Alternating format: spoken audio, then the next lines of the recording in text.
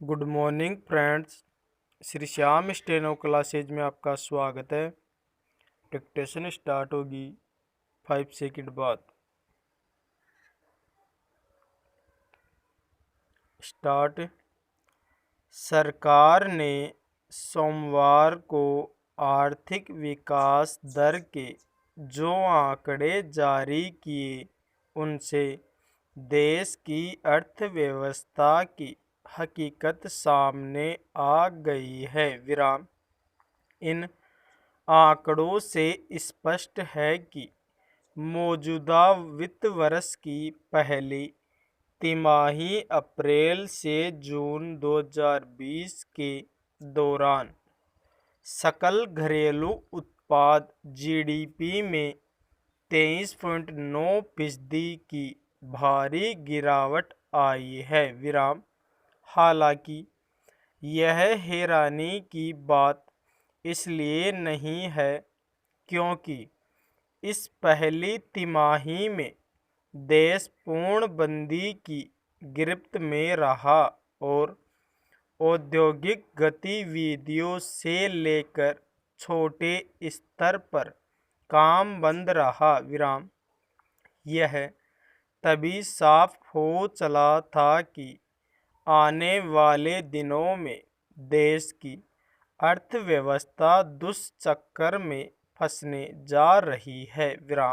लेकिन तब सरकार की ओर से बार बार इस तरह के दावे किए जाते रहे कि अर्थव्यवस्था की बुनियाद मजबूत है, कोई खतरा नहीं है और जल्दी ही सब कुछ ठीक हो जाएगा। यह हकीकत को नकारने जैसी बात थी।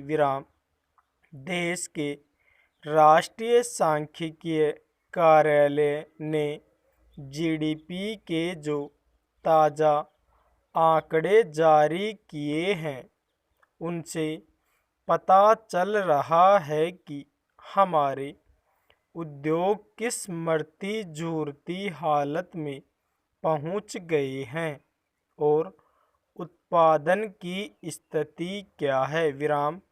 एनएसओ के आंकड़ों को देखकर क्या कोई यह उम्मीद लगा पाएगा कि हम इस संकट से जल्द ही उबर जाएंगे।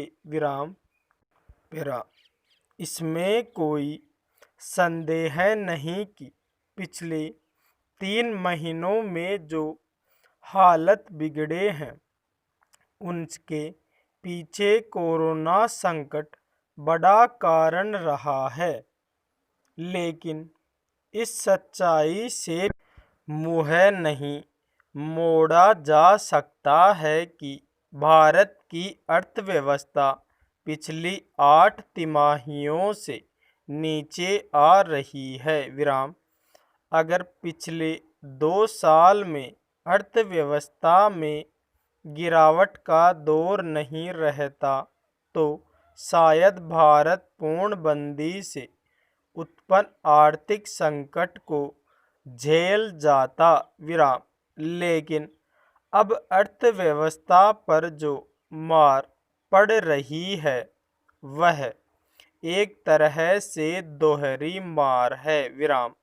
अगर कृषि क्षेत्र को छोड़ दे तो शायद ही कोई ऐसा क्षेत्र बचा होगा जिसमें उत्पादन संबंधी कोई काम हुआ होगा। निर्माण विनिर्माण, बिजली, रिफाइनरी, कोयला, सीमेंट, खनन सेवा क्षेत्र, पर्यटन जैसे क्षेत्रों की हालत खराब है। सबसे ज़्यादा रोजगार देने वाले निर्माण क्षेत्र का ग्राफ 50% से ज़्यादा नीचे चला गया। अर्थव्यवस्था और रोजगार में 40% से ज़्यादा भागीदारी रखने वाला सेवा क्षेत्र ठप पड़ा है। विराम। पर्यटन और इससे जुड़े दूसरे क्षेत्रों के कारोबारों की हालत चौपट हो चुकी है। विराम। इससे भी ज़्यादा चिंताजनक बात यह है कि देश के सरकारी खजाने की हालत बिगड़ती जा रही है। विराम। बढ़ता सरकारी खर्च और राजकोषीय घाटा बड़े संकट की ओर इशारा कर रहे हैं। विराम। पेरा। अर्थव्यवस्था में जान फूंकने के लिए सरकार ने भले 21 लाख करोड़ रुपए के पैकेज जारी किए हो, लेकिन जो तस्वीर सामने आ रही है वह निराशा पैदा करने वाली है। विराम।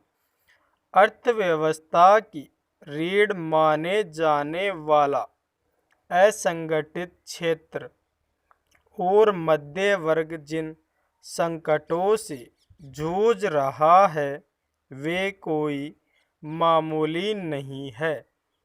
काम धंधे बंद होने से आज करोड़ों लोगों के सामने रोजी रोटी का संकट खड़ा हो गया है। विराम।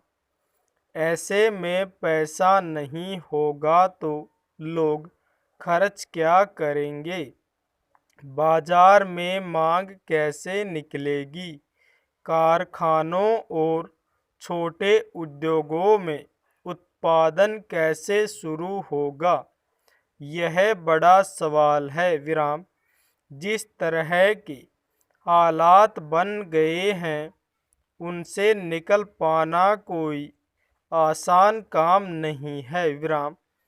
कोरोना महामारी ने दुनिया के तमाम देशों की अर्थव्यवस्था पर बुरा असर डाला है, लेकिन जितनी गिरावट भारत की जीडीपी में आई है वह एक हद तक अर्थव्यवस्था के कुप्रबंधन का भी परिणाम है। विराम।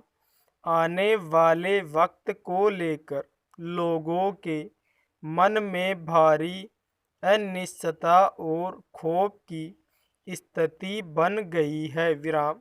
जब तक लोगों को काम नहीं मिलेगा और हाथ में पैसा नहीं आएगा तब तक जीडीपी के इसी तरह की चिंताजनक आंकड़े देखने को मिलते रहेंगे।